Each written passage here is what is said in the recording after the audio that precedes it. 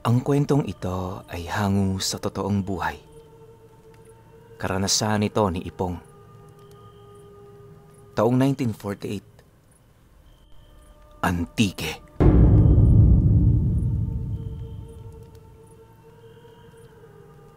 Noong mga panahong ito, labis-labis pa ang kabang nararamdaman ng pamilya ni na Ipong.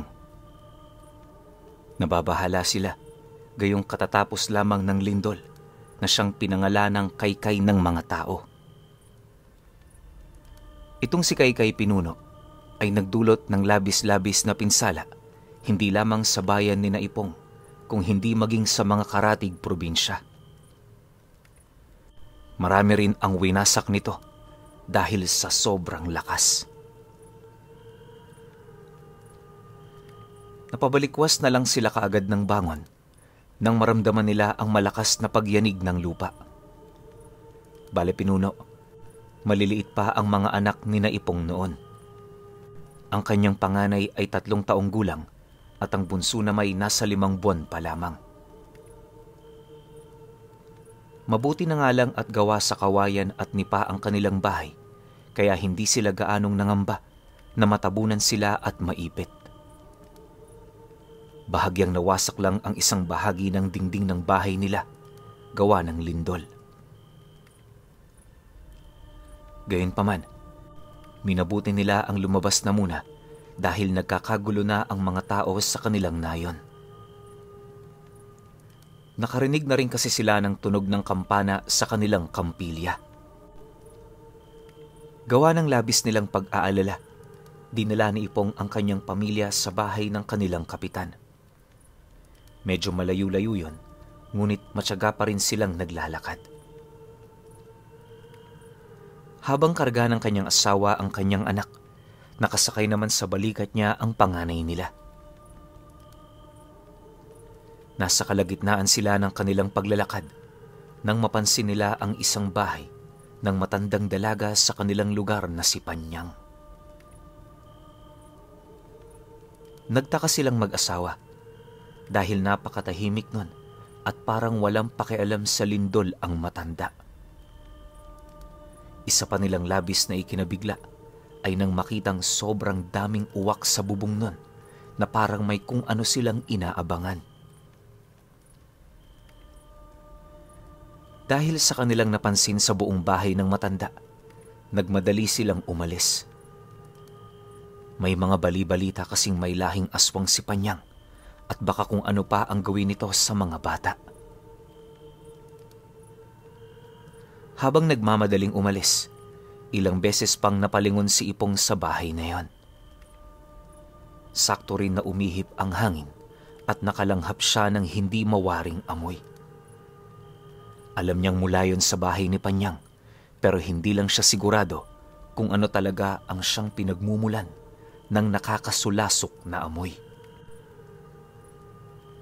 Nagtanong pa siya sa kanyang asawa kung naaamoy ba nito ang naturang samyo, pero ang tanging sinambit ng babae ay baka bagoong lang yon ng matanda na sumingaw.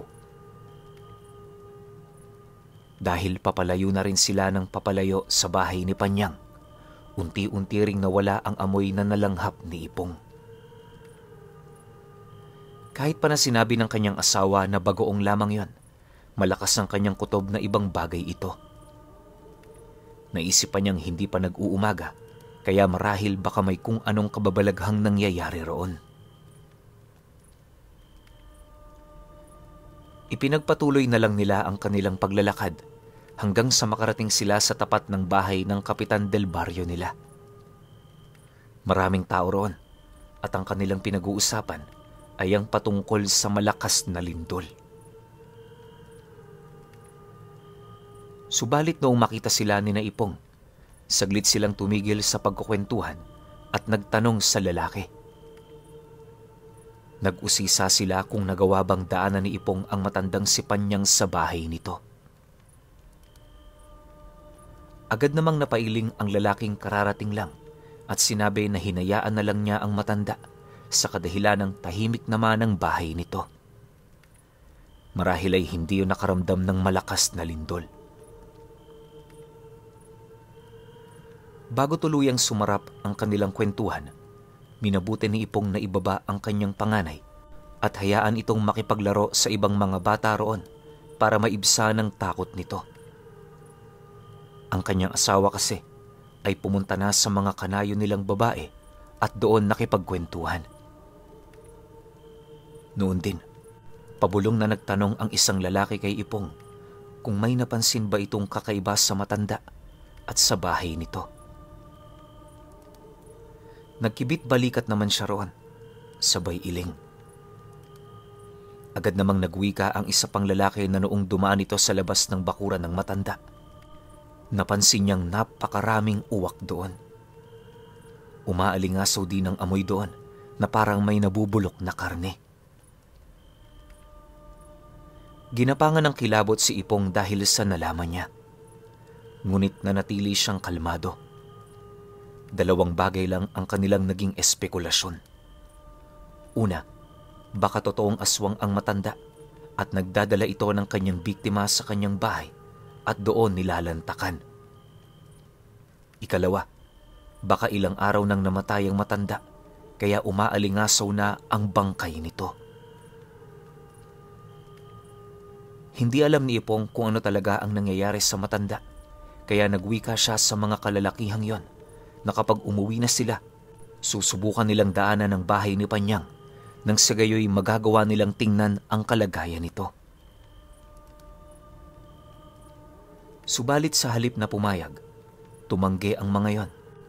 Gawa ng baka totoo ang mga kwento tungkol sa pagiging aswang ng matanda. Natigil lamang ang pag-uusap nila nang tinawag ng Kapitan Del Barrio ang kanilang pansin. Kinumusta niya ang kalagayan ng bawat isa at nagwika rin siya na titingnan niya ang sitwasyon ng mga bahay nila. Dahil sa winikang yon ng kapitan, magsasalita pa sana si Ipong patungkol kay Panyang, subalit pinigilan siya ng kanyang mga kasamahan at pabulong silang nagwika na sila na lamang muna ang titingin sa sitwasyon ng matanda. Ayon pa sa kanila, ibabalita na lamang nila sa kapitan kung ano man ang nangyari kay Panyang. Bunsod ng takot nilang baka may kasunod pa ang naturang lindol, nanatili sila sa labas ng bahay ng kapitan hanggang mag-umaga.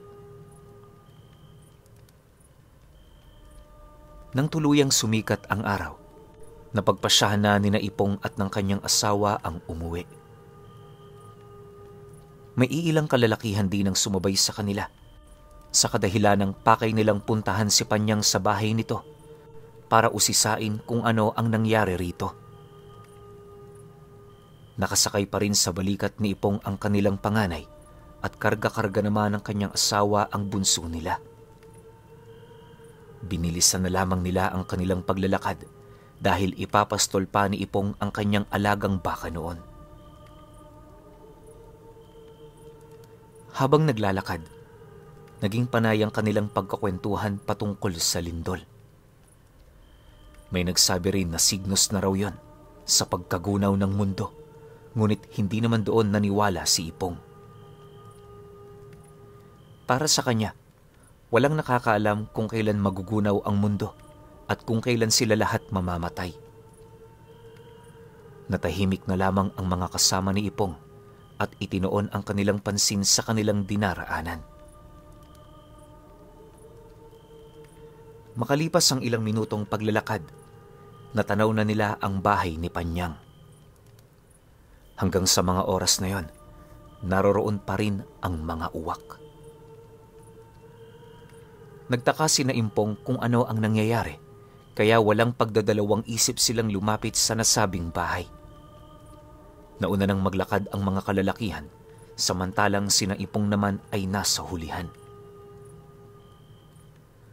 Ayaw pa sana siyang payagan ng kanyang asawa na sumama sa mga lalaki, ngunit sinabi nito na kailangan din niyang malaman kung ano talaga ang nangyari sa matandang dalaga.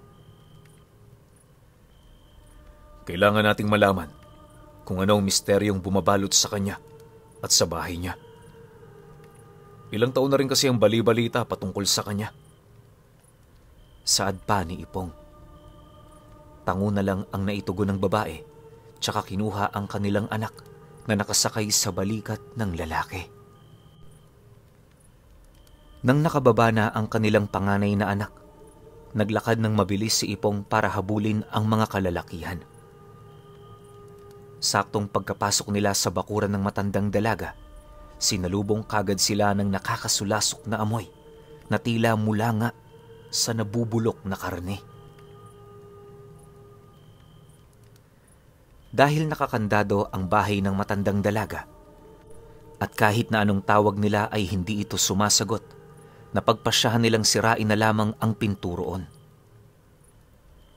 Walang pagdadalawang isip nilang binaklas ang pintuan at halos masuka sina Ipong sa tumambad sa kanila. Nakahandusay sa sahig si Panyang. Mulat na mulat ang kanyang mga mata at naliligo siya sa sariling dugo na ng mga sandaling yon nanunuyo na. Kapansin-pansin din ang warak na tiyan nito at nakalabas na mga laman loob. Sinubukang lapitin niyo ni Ipong at doon nawari niyang wala ng atay ang matanda. Iisang bagay lang ang nasa isipan nilang lahat.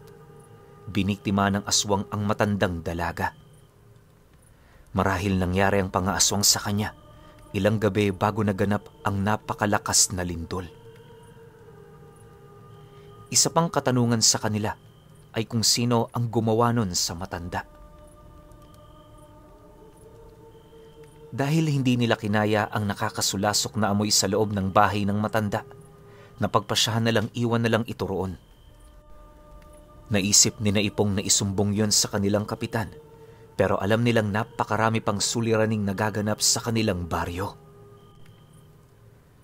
Dahil dito, napagkasunduan nilang magbantay na lang sila sa kani-kanilang paligid.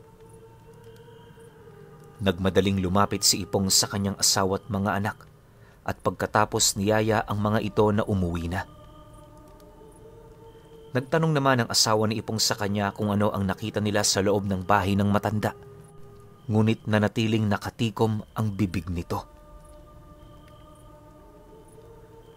Pagkarating nila sa kanilang bahay, doon na sinabi ni Ipong ang kanilang natuklasan.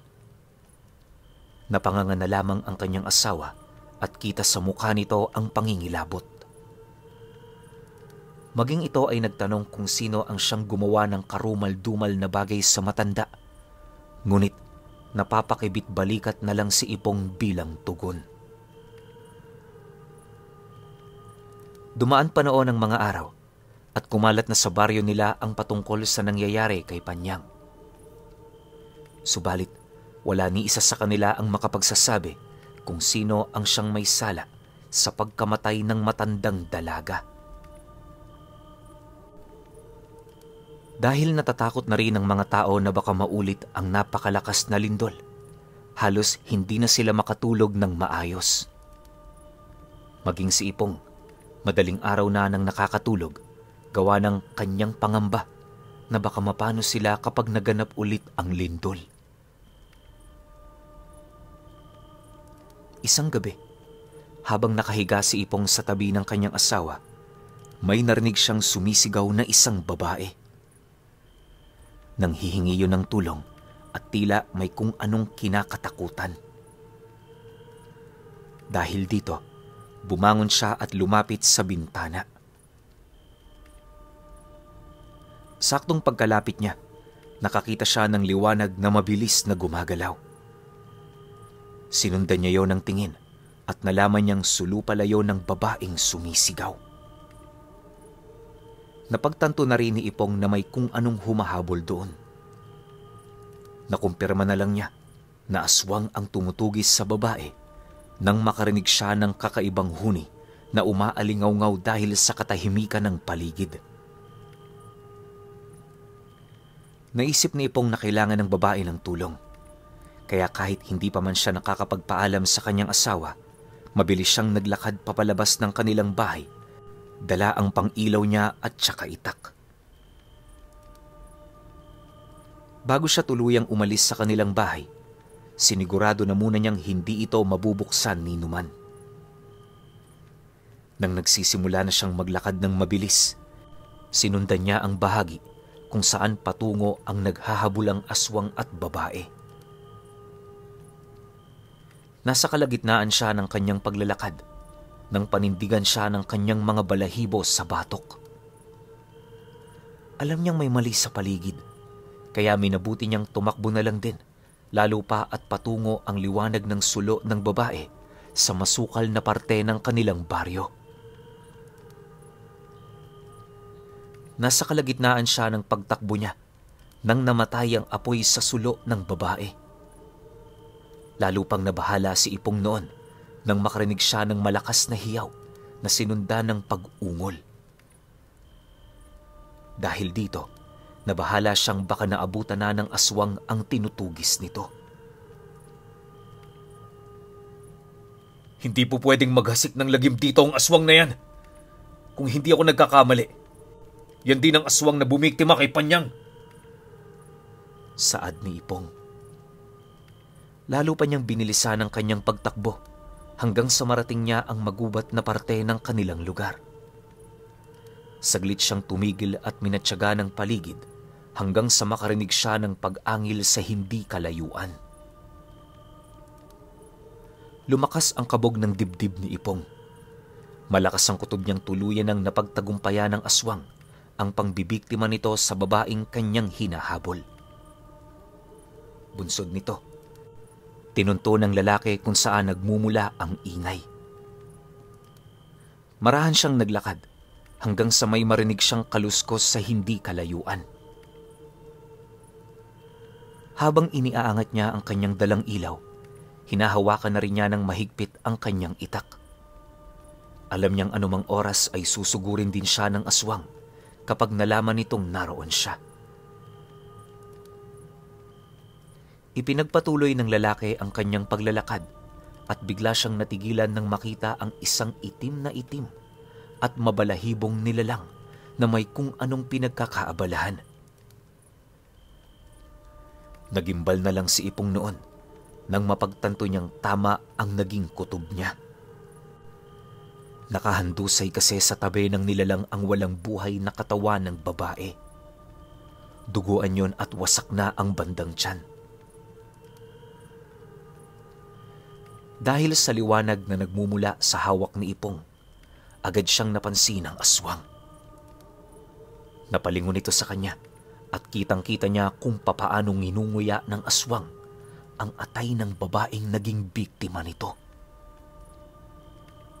Ngumisi pa sa kanya ang nilalang, dahilan para makita ng klaro ni Ipong ang mga pangil nito. Nung mga sandaling yon, napatras na ng 2 beses si Ipong dahil sa takot. Nang ibinaba ni Ipong ang kanyang ilaw sa lupa, mabilis na humarap sa kanya ang nilalang. Umangil ito ng malakas at kita sa mukha nun ang pananabik na makapangbiktima ulit sa katauhan ng lalaki. Dahil dito, bahagyang iniangat ni Ipong ang kanyang itak bilang paghahanda. Subalit habang patagal ng patagal ang pagkakatitig ni Ipong sa nilalang, sumasayad sa kanyang isipan na kailangan niyang labanan yon at paslangin para hindi na makapangbiktima pa. Sa isang pagkisap ng mga mata ni Ipong, biglang umatake sa kanya ang aswang. Sinalubong niya ito ng pagtaga, subalit mas mabilis ang paggalaw ng nilalang. Sa kabutihang palad, nagawa niyang makatras agad, kaya hindi siya natumba. Noong mga sandaling ito, naglalaway na ang aswang habang mabalasik na nakatitig sa kanya. Ngunit hindi nagpakita ng konting takot si Ipong. Bago pa man makagawa ng susunod na hakbang nito ang aswang, buong lakas itong tinaga ng lalaki. Yun nga lang, nagawa ng aswang ang makalundag at agad itong nagpalambitin sa isang puno. Sinigawan ni Ipong na bumaba at labanan siya ng patas, ngunit napangisi lang sa kanya ang aswang at naghintay ito ng ilang sandali. Habang nasa ganoong sitwasyon, Sinulya pa ni Ipong ang babae at napagtanto niyang taga-kabilang baryo nila yon at nagtitinda sa palengke nila ng mga produktong yari sa kawayan. Humakbang pa ng papalapit sa bangkay si Ipong. Ngunit nang nasa tapat na siya nito, narinig niya ang paglagaslas ng mga dahon. Mabilis niyang ibinaling ang pansin sa aswang na nakalambitin at napamura na lang siya noong mapalundag sa kanyang pwesto ang aswang. Bago pa man lumapag sa kinaroroonan niya ang aswang, mabilis niya itong tinaga. Nagawang tamaan ni Ipong ang dibdib ng nilalang na siyang naging rason para agaran siyang mahulog sa lupa. Alam ng lalaki na may kalaliman ang naging sugat nito, gawa ng mabilis ang paglundag ng aswang at papasalubong pa ito sa dulong bahagi ng itak niya. Nawala ng balanse ang aswang, kaya bumagsak ito ng nakadapa. Ilang segundo pa bago makabangon ito at nang tuluyan ng makatayo ang nilalang, nakita ni Ipong na dumudugo ang sugat nito, kaya nabuhayan siya ng loob. Nang makita ng aswang na nakahanda na si Ipong, hinaplos nito ang kanyang sugat at dinilaan ang kamay niyang may dugo. Umangil yon ng malakas at sa isang pagkisap ng mga mata ng lalaki, sumugod ito sa kanya. Akmang tatagain na sana yun ni Ipong, ngunit mas naging mabilis ang paggalaw ng aswang. Dulot nito, nagawang tabigin ng nilalang ang kamay niyang may hawak na itak. Kasabay pa nun, sinubukang sakali ng aswang ang lalaki na siyang naging rason sa pagkawala ng balanse nito. Pagkatumba ni Ipong, sinubukan niya ang dumapa at gumapang para kunin ang tumilapon niyang itak. Ngunit naging mabilis ang paggalaw ng aswang at nagawa siya nitong maabutan. Sinubukan ng nilalang nakalmuti ng kanyang likod, subalit napatihaya ang lalaki. Isang malakas na pag-ungol na lang ang nagawa niya nang dumampi ang matatalim na mga kuko ng aswang sa kanyang tiyan. Hindi naman nagpadaig si Ipong. Buong lakas niyang sinipa ang aswang habang nasa ganoong pwesto. Dahil dito, napaatras ang aswang at nagkaroon siya ng pagkakataon para gumapang ulit at makuha ang itak niya. Walang naging pakialam noon si Ipong kahit pa na malalim ang naging sugat niya sa tiyan. Sa kadahilanang nakaharap sa kanya ang aswang, kitang-kita nito ang pagkuha ni Ipong ng itak. Umangil yon at mas lalo pang naging mabalasik ang kanyang itsura. Mas nagbaga ang kanyang mga mata na animoy galit na galit. Bago pa man makabangon si Ipong, nagulat ito nang sa hindi niya inaasahan ay nilundagan siya ng aswang. Pinilit ng nilalang na agawin ang itak habang nakaupo sa tiyan ng lalaki. Hindi naglaon, nagtagumpay ang aswang sa kanyang binabalak. Naagaw niya ang itak ng lalaki at naitapon sa hindi kalayuan. Magpupumiglas pa sana si Ipong para makaalis sa ilalim ng aswang, subalit mabilis na yumuko ang nilalang sa kanya. Sinubukan nitong kagatin siya sa leeg pero pinigilan niyo ni Ipong. Halos mapaduwal pa ang lalaki dahil sa napakabahong samyo ng aswang. Habang pilit nilang inilalayo ang ulo ng aswang sa kanyang leeg, sa hindi niya inaasahang pagkakataon, nakaramdam siya ng hapdi sa bandang tiyan niya. Napamulat ang mga mata ni Ipong dahil doon at nakita niyang nakangisi sa kanya ang aswang. Naglalaway na rin ito na parang may kung anong kinasasabikan. Noong mas humapdi palalo ang tiyan ni Ipong, pinilit niya ang magpagulong para makapagpalit ng posisyon. Dahil malapit sa mukha ni Ipong ang isang kamay ng nilalang, pinilit niyang ilapit ang bibig niya sa hinlalaki ng aswang. Nang malapit na ang bibig niya roon, Buong lakas niyang kinagat yon na siyang naging rason para mapahiyaw ng sobra ang aswang. Noon din, isinagawa niya ang kanyang balak at sa hindi niya inaasahan, nagawa niyang masapawan ang lakas at bigat ng aswang. Nagkapalit sila ng pwesto at si Ipong na naman ang nasa ibabaw. Walang ano-ano, napansin niyang may mas malalim na sugat sa kanyang tiyan. Halos naaabot na ang kanyang laman loob. Kahit na nasa ilalim ni Ipong ang aswang, nagawang diinan ng nilalang ang kanyang mga daliri sa tiyan ng lalaki. Naramdaman ni Ipong na nagawang salatin ng aswang ang kanyang atay. Dahil dito, nagmamadali niyang hinawakan ng kamay ng nilalang, tsaka nagmadali siyang tumayo. Saktong pagkatayo ni Ipong, kitang-kita niya kung papaanong tumayo rin ang aswang. Subalit sa pagkakataong yon, nagmistula siyang hayop dahil nakalapat sa lupa ang kanyang dalawang kamay. Sa isang pagkisap ng mga mata ni Ipong, naging isang dambuhalang aso ang naturang nilalang. Napatras na lamang siya noong mapatitig sa kanya ang aswang na mas lalong naging mabangis ang itsura. Naglalaway na rin yon at sumisinghot sa direksyon ni Ipong.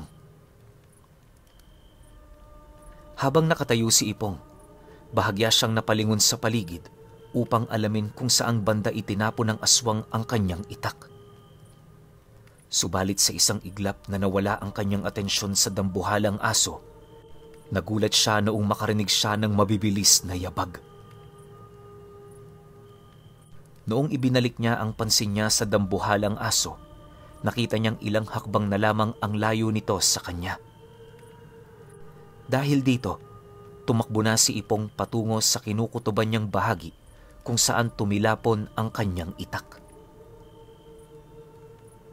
Ganun na lamang ang kanyang tuwa nang makita niya nga roon ang hinahanap niya. Agad niya itong dinampot at napalingon siya sa nilalang. Bahala na. Kung tatakas ako, hahabulin ako nito at madadamay ang pamilya ko. Hindi baling ako na lang. Sambit ni Ipong sa kanyang sarili. Kahit na medyo nag-aalangan siya, hinarap niya ang dambuhalang aso na papalapit sa kanya. Hinawakan ni Ipong ang kanyang itak at inihanda ang kanyang sarili sa atake ng aswang. Saktong nasa ganoong sitwasyon siya nang lumundag ang aswang patungo sa kanyang kinatatayuan. Pakiramdam ni Ipong nung mga sandaling yon, naging mabagal ang takbo ng oras. Kitang-kita niya kasing pabagsak na sa kanya ang dambuhalang aso, ngunit parang nahirapan siyang igalaw ang kanyang kamay na may hawak na itak. Kahit na ganun, pinilit pa rin niyang mataga ang dambuhalang aso. Bago tuluyang lumapat ang mga kuko nito kay Ipong, nagawa niyang tagain ang aswang. Tinamaan sa nguso ang nilalang at dahil doon bigla siyang nawala ng balanse. Susugurin pa sana yon ng lalaki para tagain, subalit mabilis na napabangon ang aswang. Saktong pagkalingon nito, mabilis itong lumundag kay Ipong. Alam niyang kung aatras siya, magkakaroon ulit ng panahon ng aswang para atakihin siya. Kaya noong mapansin ng lalaki na seryoso ang naging sugat ng nilalang, tumayo na lamang siya ng tuwid habang inihahanda ang kanyang sarili sa kung anumang gagawin ng nilalang. Hinawakan niya ng mahigpit ang kanyang itak at itinoon ang kanyang 100% atensyon sa aswang. Umangil ang nilalang at nang makita niyang nakahanda na si Ipong, ngumisi yon at inilabas ang kanyang mga pangil. Napadila pa yon sa kanyang dugo ang nguso at sa isang pagkisap ng mga mata ni Ipong, mabilis na tumakbo ang nilalang patungo sa kanyang kinaroroonan. Saktong pagkalapit niya, tatagain sana ito ni Ipong. Subalit biglang nagpalit ng anyo ang dambuhalang aso. Naging isa itong mabalahibong tao at pagapang itong umatake kay Ipong. Hindi yun inaasahan ng lalaki, kaya hindi tinamaan ang aswang ng tagain niya ito. Mas lalo pa siyang nagulantang nang mabilis siyang sinunggaba ng aswang at kinagat nito ang kanyang kamay na may hawak na itak. Dahil dito nabitawan ni Ipong ang kanyang itak. Ramdam na ramdam niya ang kirot dahil sa ginawa ng aswang, kaya napayukom siya ng kanyang kamay. At bago pa man humiwalay ang bunganga ng aswang sa isang kamay ni Ipong, buong lakas niyang sinuntok ang sintido ng nilalang. Isang malakas na hiyaw ang kumawala sa bunganga ng aswang. Pero muli pang inulit ni Ipong ang kanyang ginawa. Sa pagkakataong yon, sinuntok niya sa panga ang nilalang at matapos niyang gawin yan, may kung anong tumalsik sa nilalang. Labis-labis ang naging galit ng aswang kay Ipong, kaya kahit wala na itong panga sa bandang ibaba, sumugod siya sa lalaki. Hindi naman natinag doon si Ipong at mabilis niyang kinuha ang kanyang itak at agad na gumulong para ilagan ng aswang. Nagawang basahin naman ni Ipong kung ano ang nais na gawin ng aswang, kaya inihanda niya ang kanyang itak kung saan nakaharap sa aswang ang talim nito. Saktong pagkalundag at pagkalapag ng nilalang sa katawan ng lalaki, tumama ang kanyang leeg sa talim ng itak. Agad namang nalaman yun ni Ipong, kaya idiniin pa niya ang kanyang itak sa lalamunan ng aswang hanggang sa marinig na lang niya ang ingay na parang may namumuong dugo sa lalamunan nito. Noon din itinulak niya ang aswang at bumangon ito. Nang tingnan niya ang aswang, nakamulat ang mga mata nito. Nakanganga at bumubulwak ang mapupulang dugo nito sa sugat sa kanyang leeg. Agad namang ininspeksyon ni Ipong ang kanyang katawan at napagtanto niyang sa bandang tiyan lang ang seryosong sugat niya at konting gasgas naman ang nasa balat niya. Pagkalipas pa ng ilang minuto, tiningnan ni Ipong ang katawan ng aswang at nakita niya itong unti-unti nang nagbabago ng anyo patungo sa isang tao. Ganun na lang ang gulat niya dahil ang aswang pa lang yon ay ang pamangkin ng matandang dalagang si Panyang. Dahil dito, nagkaroon siya ng kutob na ang pamangking yon ni Panyang ang siyang bumiktima rin dito. Ang hindi lang maunawaan ni Ipong at hindi maarok ng kanyang isipan ay kung anong motibo ng aswang sa pagpatay ng mismong tiyahin nito. Minabuti ni Ipong na umuwi na lamang sa kanilang bahay. Hinayaan niya ang dalawang bangkay na naroroon at sa mahabang panahon, itinikom niya ang kanyang bibig patungkol doon. Hindi na niya naitago ang sugat niya sa kanyang asawa, kaya ikinuwento na lang niya kung ano ang nangyari. Nangako naman ang babae na hindi nito ipagsasabi ang mga nangyari. Marami ang lumabas na espekulasyon patungkol sa dalawang bangkay na naroroon at lihim na lamang silang tinatawanan ni Ipong.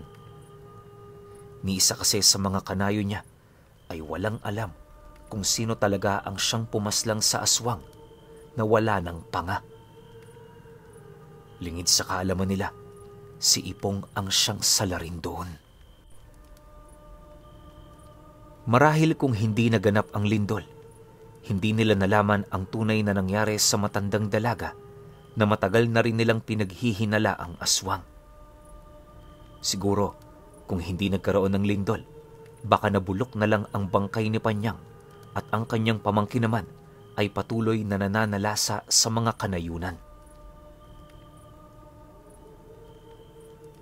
Marami ang nagsasabing may gumagalang grupo ng manunugis ng mga aswang sa kanilang nayon at may nagsilabasan ding kwento na naging rason ang malakas na lindol para mabuhay ulit ang sumpa ng aswang na yon. Ngunit sa kabila ng mga kwentong yon, naging palaisipan din kay Ipong kung papaano niya nagapi ang aswang na yon ng mag-isa. Iniisip pa niyang baka dahil sa pagmamahal niya sa kanyang pamilya, ninais niya na lamang protektahan ang mga ito sa posibleng panganib na nakaambas sa kanila. Mabuti na nga lang at nakauwi siya ng ligtas at nagawa niyang tuldukan ang sanay pananalasa ng pamangkin ni Tandang Panyang.